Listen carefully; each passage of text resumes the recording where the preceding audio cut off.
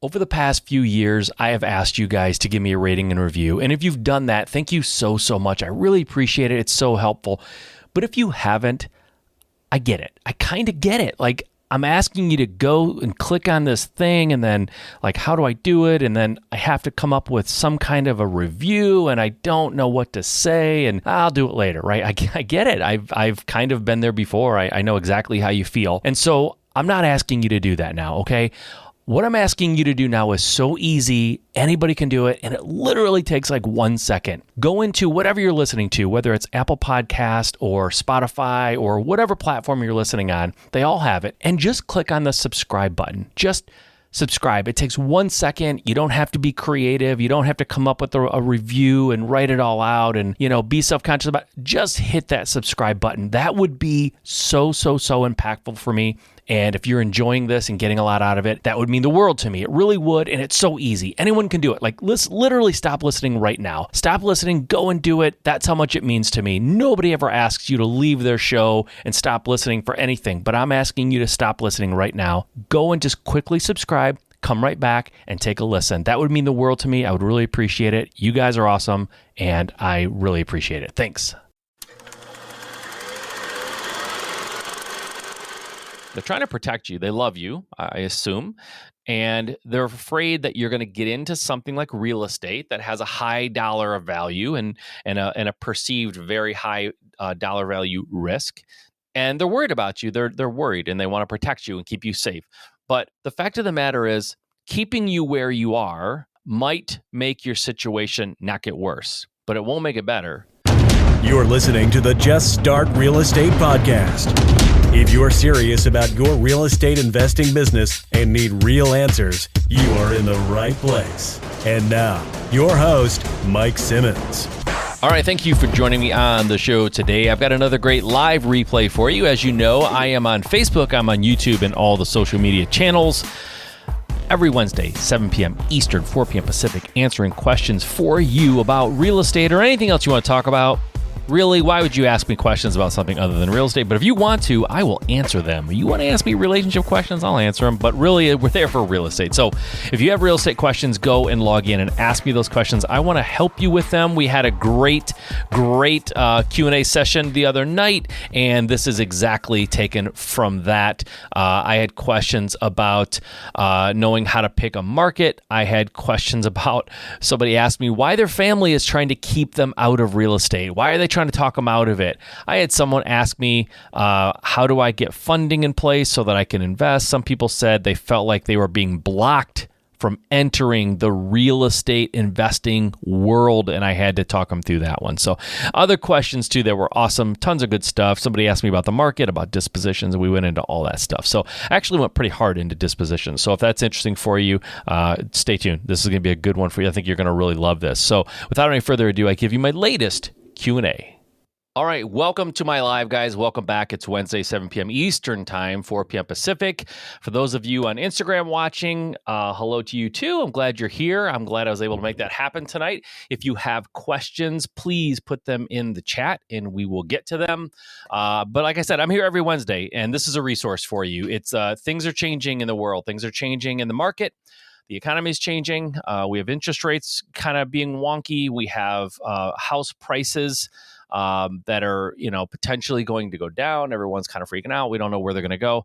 And so I'm here to help you navigate through all that. I have a vast network of people that I know, that I'm friends with, that I see all the time, all over the country, that we converse, we talk, we kind of collaborate on what's going on. And so we can kind of figure out how to best attack this. For those of you who don't know, I have a podcast. It's called Just Start Real Estate. And on that podcast, I do also interview people who are really plugged in to not only the economy, but into the real estate market in particular. And I've talked to a few of those folks lately. And I'll tell you, don't get overly freaked out if you don't know what's happening and you're not sure what to do, because even the experts are really not sure exactly what's going to happen. I mean, I've interviewed a handful of like really high level, very, plugged into the real estate world, and they don't know. They really don't. They tell me that both on camera and on mic and off. We don't know exactly what's going to happen. But it's okay, because I also have been through, I went through the crash of '08 and '09, that time frame when real estate took a nosedive, and I went through that. I went through everything that has gone on since then. I have friends that have been through another couple of market cycles even before that. And the good news is there's a way to be successful in all of those markets. You do not have to be afraid of what's coming. It's going to be different, but that doesn't make it bad. It can be much better, actually. I can tell you, if you pluck my brain, my 2022 brain, and put it into my 2008 head, I would have cleaned up in a way that I could not have imagined at the time, because I was new to real estate. I was just trying to figure things out.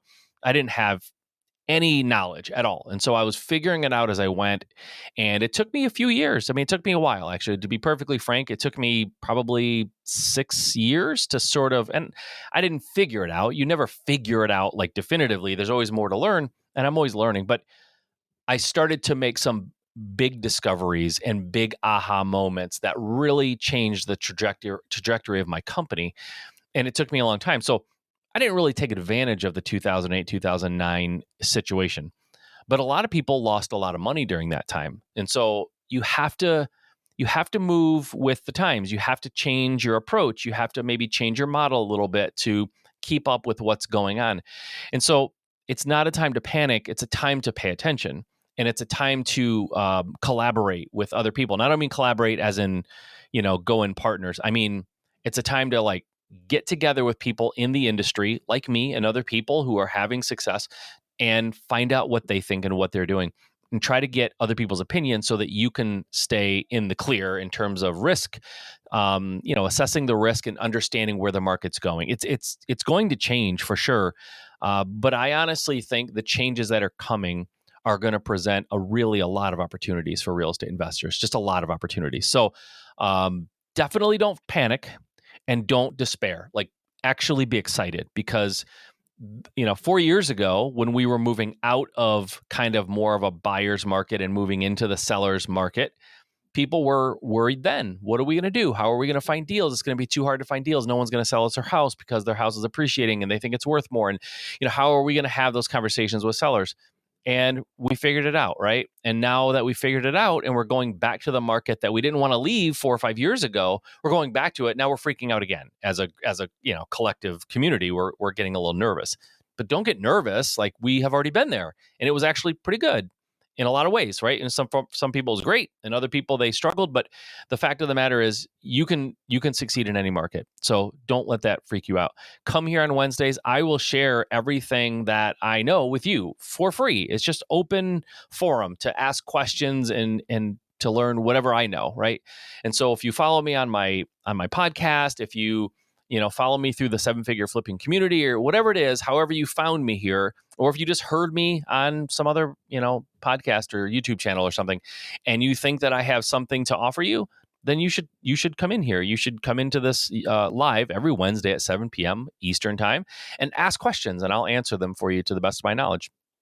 Every once in a while, I get a question that I can't answer, and because it's not really in my wheelhouse. And so I'll tell you that too. I'm not going to answer questions that I don't have good answers for. So come here, ask those questions. Let's move that ball down the field and make it happen. All right.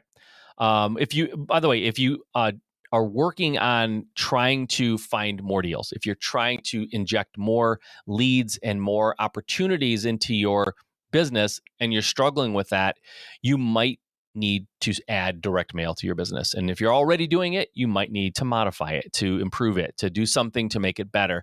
Had a conversation literally a couple of hours ago with someone who reached out to me and said their direct mail wasn't working. And so we talked through it a little bit and came up with a game plan to get that fixed. Well, I can give you all of my knowledge on direct mail if you want it, and I will give it to you for free. And it will be in the form of videos, so you can go back and rewatch. And if something didn't make sense, you can rewatch it again. If it still doesn't make sense, you can actually ask me questions about the video so that I can clarify for you. And you get all this for free. Like I said, it's totally free. Just go to my website, MikeSimmons.com, and then you can type in /winning direct mail. It's on the screen if you're looking at that now live. It's MikeSimmons.com /winning direct mail. Or you can just go to MikeSimmons.com, and there are 2 buttons right there on that first page that will take you to my direct mail course that is free. So go and check that out. Hundreds of people have already gotten it. I've gotten some great questions. It's helped a ton of people. I've gotten a lot of really good feedback. It is a solid course on direct mail. And I have spent over the last 7 or 8 years, I have spent over $1 million, right? I've sent out millions and millions of postcards, but I've spent $1 million of my own money trying to dial in and perfect and really get good and master direct mail. And you can reap the benefits of all that money that I spent. I just give you this information for free. So go and grab that and get your direct mail really dialed in. Okay, let's jump into the questions for tonight. If you have questions, throw them in the chat. Otherwise, I'm going to start answering questions that I get through DMs and emails, and people send me stuff all week. You can definitely send me questions if you know you can't be here for the live, but you have something you want to ask.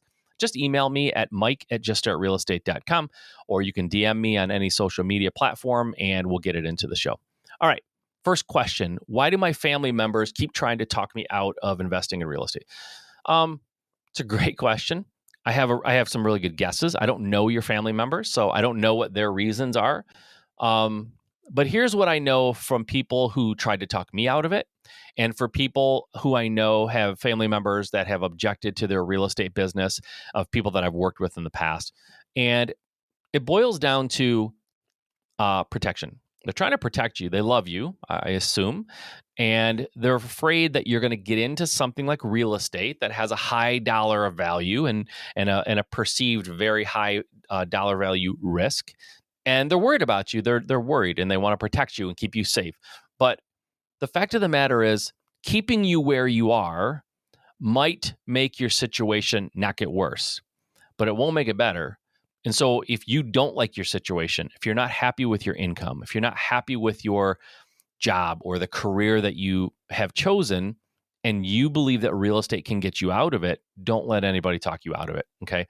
They're trying to I'm going to give your family the benefit of the doubt and say they're trying to be helpful. They're trying to keep you safe. They love you and they don't want to see anything bad happen. But the fact of the matter is, just, bearing down and just dealing with life and not taking any action to improve things is not really a formula for success. So if you're not happy in your job, like I said, if you're not happy with your income, if you're not happy with the amount of time that you get to spend with your family, there is something you can do about it. And I think real estate is the best vehicle to get that done. And so you have to do what you know you need to do. And if I listened to everybody who loved me at the time when I started doing real estate, I would have never continued. I would have stopped because they thought it was a bad idea. In fact, when I left my 9-to-5 job, okay, I'll tell you a quick story of how I left my job and what I had to do in my own head and between my wife and I in order for that to be an okay thing. I don't have a lot of fear of risk. I take risk very freely, and I'm pretty risk tolerant. My wife is not as risk tolerant. And so I'm in a marriage, and I understand that a marriage is, compromising and talking about things and coming to a mutual agreement. And so the mutual agreement we had was, I'm not just going to quit my job like a cowboy and hope for the best and roll the dice, right? That's what I would have done. That was my choice. So in order to make my wife feel good about it, I said, here's what we can do. I will do this real estate thing on the side. And once I have saved a year's worth of my 9-to-5 salary, okay, once I've saved that amount and put it in the bank in cash, then I'll quit my job. And that gives me 1 year to make it work, because I won't touch that money in the bank. I will survive based off of the money I make in real estate. But if I can make that work and we don't have to spend this money that's in the bank in order to pay our bills, then I'm just going to go and do it, right? I'm just going to be a real estate investor, and that'll be the new direction. And so I saved up that money and put it in the bank, and I started doing real estate full time. I quit my job. I never looked back, right? Because I was able to absolutely crush my 9-to-5 salary with what I was able to do in real estate once I could dedicate a whole week. I wasn't going into some job and working from, at the time, I think I was working from like 7:30 to 5 or something. So once I had all those hours back and I could utilize them toward my real estate business, it just took off. And it was a joke. I mean, I make 10 times more money in real estate, more than 10 times, probably 20 times more in real estate every year than I did my 9 to 5. So it's not even close. It's an absolute joke, right? We look back at that, my wife and I, we laugh. But the reason they're trying to do this is because they want you to stay safe and they don't want you to take big risks and they don't want to see you fail. And that's fine. It's good. They're trying to help, but staying where you are is not the answer for most people. And so despite the fact that they are really trying to help you, I get that. I think you have to go do what you have to do. And I'm assuming that there's risks and things don't always work out perfectly all the time, but perseverance and taking action, like those are the two qualities that I see that are common among people who are successful. They persevere and they take action and they're willing to take some risks, some calculated risk. Now, I'm also kind of a believer that real estate isn't not that inherently risky. The risk is having too much success too fast and then getting sloppy. People lose money in real estate usually, not always, there's exceptions, but usually they lose money when they get sloppy and lazy. They don't do their due diligence. They try to cut corners. They try to, they take risks that they know are not a good, educated, calculated risk. I've done it. Most people I know have done it and they've lost money. But when you're diligent, when you do your due diligence and you do your homework and you run your numbers and you stick to your plan, real estate's not incredibly risky. Now, in a market that's shifting, right, from like buyer to seller, seller to buyer and things, certainly if you don't know what's happening in the market and you just keep investing the way you did 6 months ago or 6 years ago, there's an opportunity for risk. There's an increased opportunity for risk.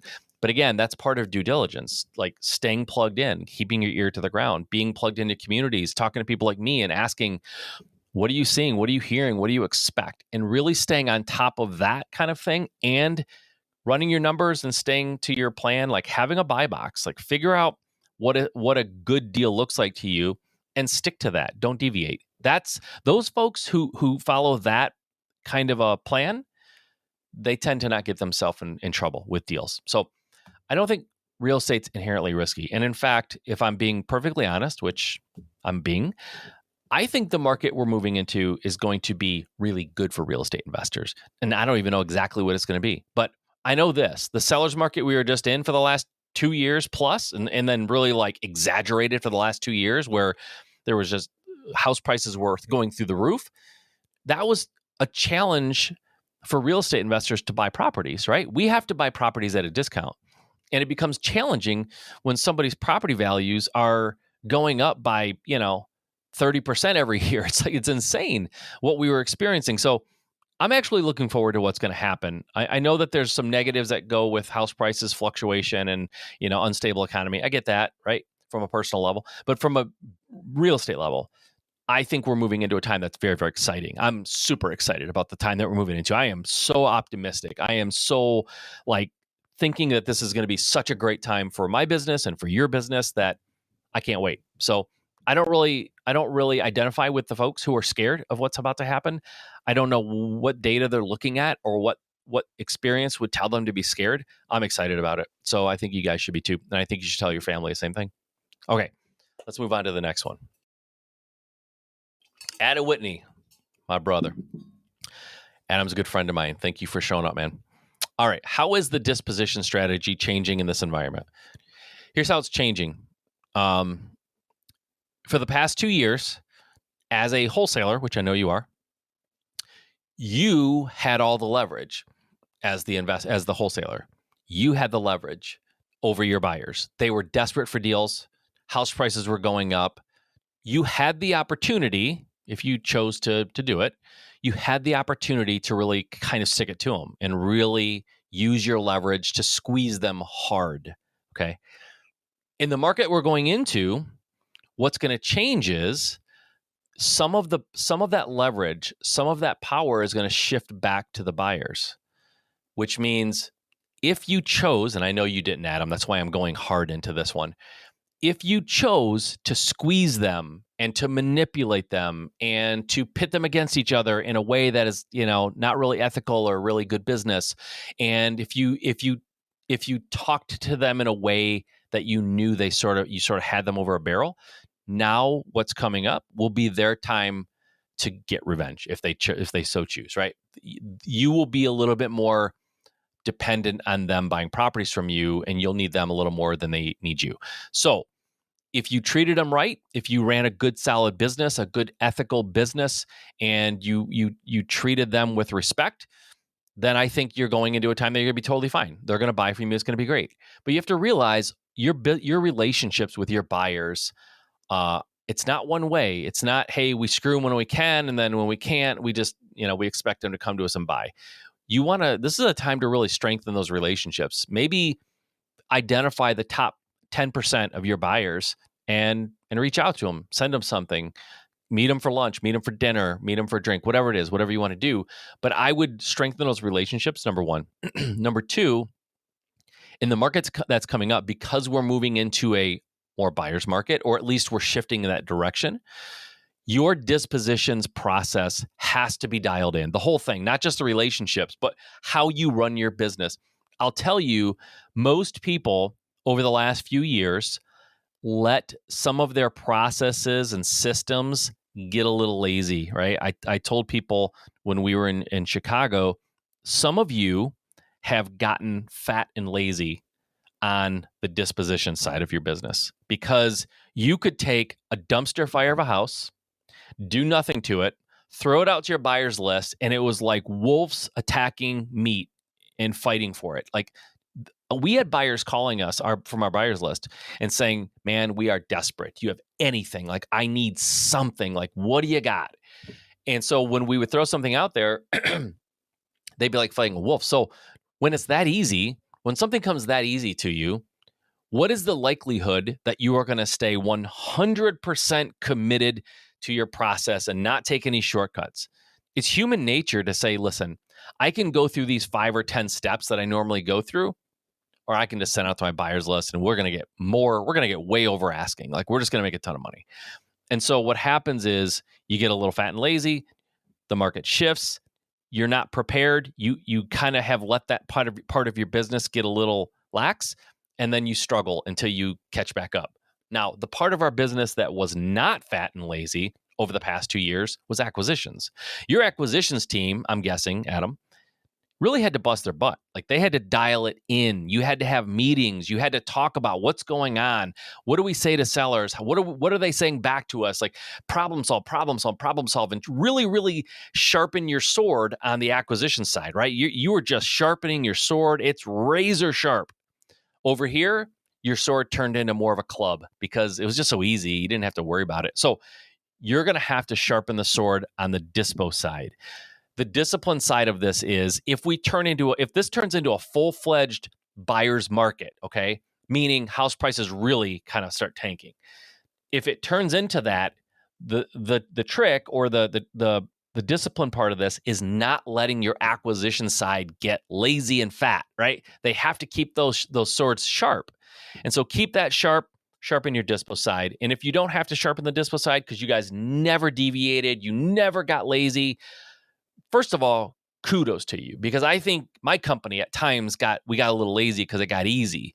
And so you just have to keep that side sharp. Those are the two big things. Buyer relationships, strengthen them. Now's the time to strengthen them. Not when you need them bad in 6 months or a year when maybe house prices have dipped already. Now, right now, while things are still kind of on even keel, the market's slowing down, they still need deals really bad, you're still doing okay on the dispo side. Now's the time to strengthen those relationships. Don't wait. And if you've kept them strong, great. Okay. But that's really the dispo side of what's happening in the environment. Good question. Thanks, Adam. All right. Next question. How do you negotiate with the seller to pay for repairs such as updating the electrical panel after the inspection? As a wholesaler, you really don't. We don't negotiate for sellers to pay for anything after inspection usually. Matter of fact, we don't usually do an inspection because we build our numbers around, a lot of times worst case scenario. Sometimes you can't tell the electric's bad. Maybe it's inside the walls or something. But if you look at the panel, after a while, you can definitely tell if a panel needs to be updated or if there's something wrong. But even if you can't, we don't negotiate inspection contingencies into our into our PA because, in the seller's market we've been in, you just can't. Most sellers aren't going to deal with that. So the only way I would ever ask a seller to pay for something like an electrical panel, if I got an inspection, which I don't, is if they assured me the electrical panel was completely up to date and fine, and I made an offer based on that, even though I thought maybe it needed to be fixed, and they said, no, it doesn't. Okay, good. I'll offer you another $5,000 or whatever. And then it is bad. Then maybe I'm going to go back because our negotiation was based off of the electrical panel being up to code and yours isn't. And we had this agreement. And so I want you to pay for it. That would be the only reason. And that's so rare. Like, that's such a specific thing. When we go into houses, we have no inspection contingencies. We build our model, we build our pricing off of knowing that we're going to have things that pop up that we just weren't aware of. And so we build that into our offer. And so we're not caught completely off guard. So we do have things. Now, if we go in there and we thought that all the plumbing was good, all the electrical was good, the HVAC was good, the roof was good, and the windows are good, we didn't build any of that in, and we get in and all those things are bad, we're in big trouble. We're really screwed.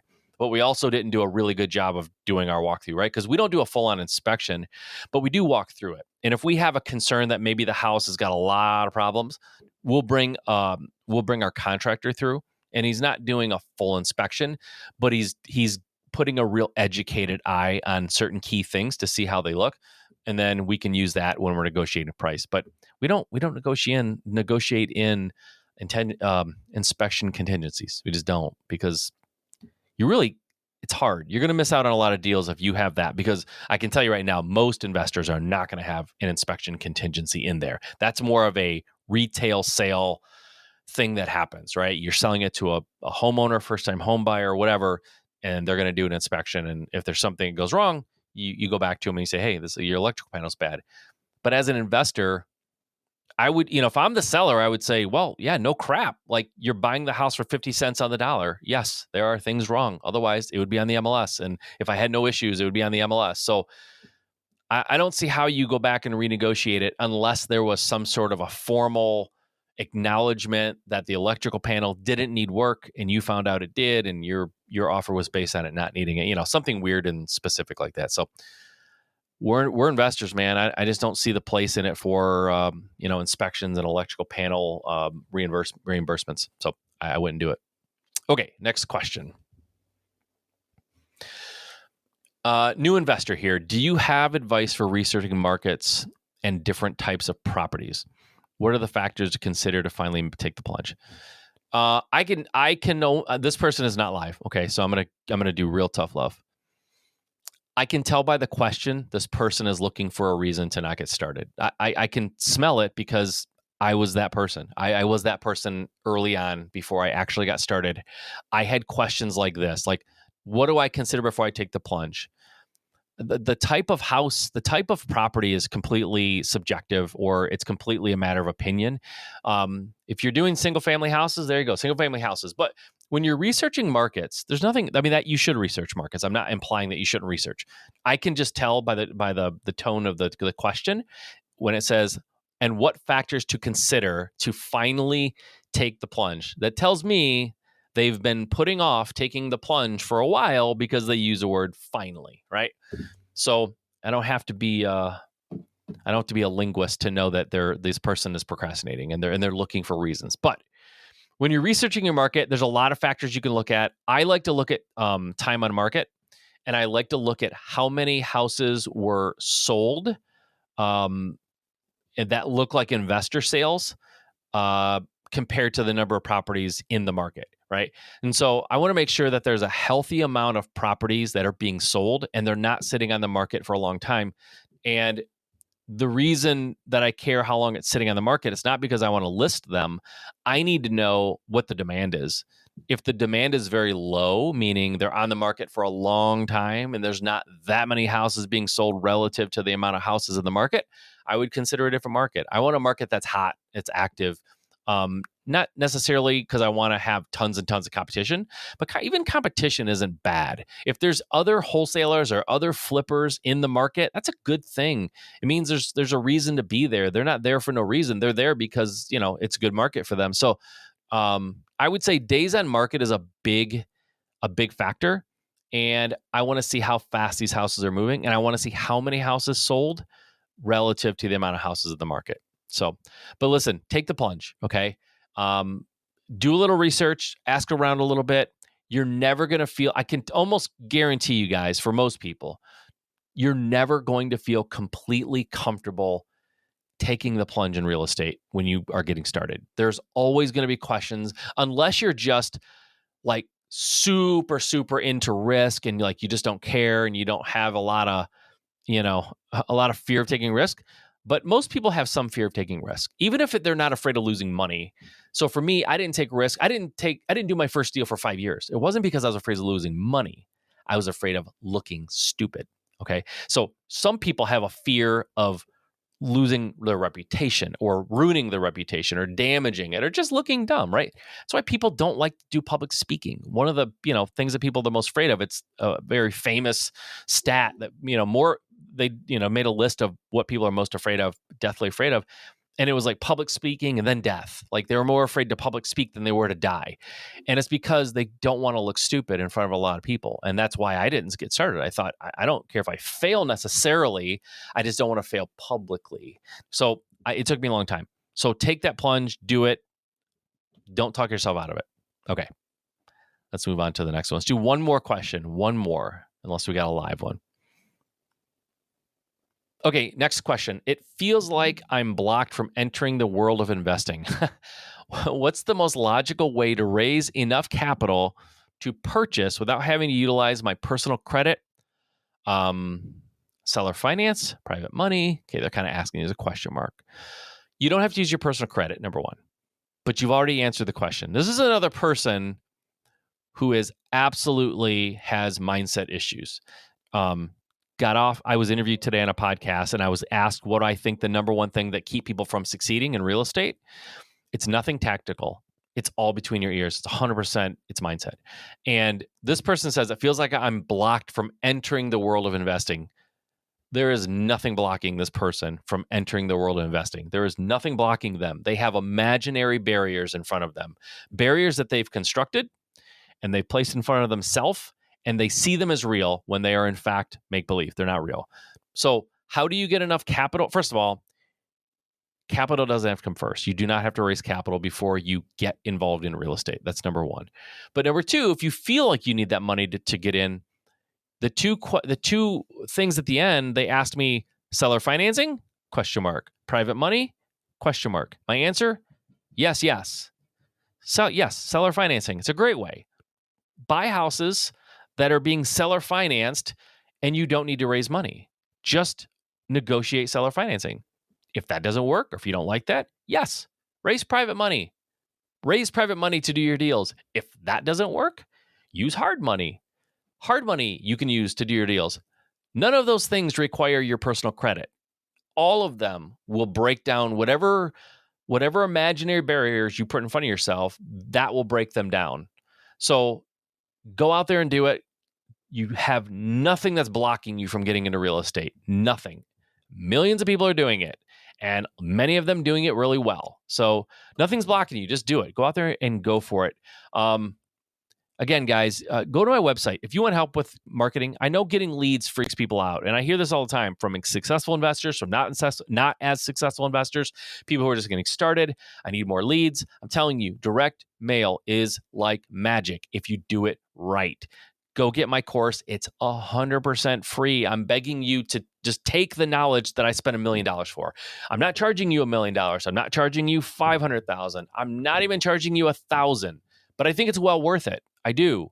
This course should not be free, but I'm giving it to you. So take advantage of it. I might come to my senses and start charging $1,000 for it or $5,000 for it, because what I show you in that course, what I teach you in that course, if it gets you one deal in real estate, what's that worth to you? 5,000, 10,000, for some people, 100,000 or more, right? One deal. I'm charging you nothing. Go get it. If you don't get it, it's sort of irresponsible. It's free. It's just free information. It's like if I dropped $5,000 on the ground, yeah, you should give it back to me, but you should at least pick it up. It's irresponsible to not pick it up and at least give it back to me. It's a weird analogy. It doesn't seem to work once I got into it, but I'm just telling you, if you have an opportunity, seize it. And this is one of them. So go get it. Winning Direct mail. All right, guys, that's it for this week. If you logged on live, I know Adam did. I can't see everybody everywhere I'm at. If you joined and you were live, then thank you. I love having you here. Ask questions. Don't sit back and be a wallflower. I did that for years. I went to RIAs and meetups and all these events, and I sat in the back and I didn't talk to anybody. I didn't say anything. I didn't ask questions. I was afraid. Ask questions. Raise your hand. Ask questions. I want to help you guys. All right. That's it for this week. We'll see you next week. All right, I hope you enjoyed that. Remember, I do these Q&As live on Facebook on Wednesdays at 7 p.m. Eastern, 4 p.m. Pacific. I hope you enjoyed this. Tune in next week for another installment of live Q&As answering your questions. Okay, until next time.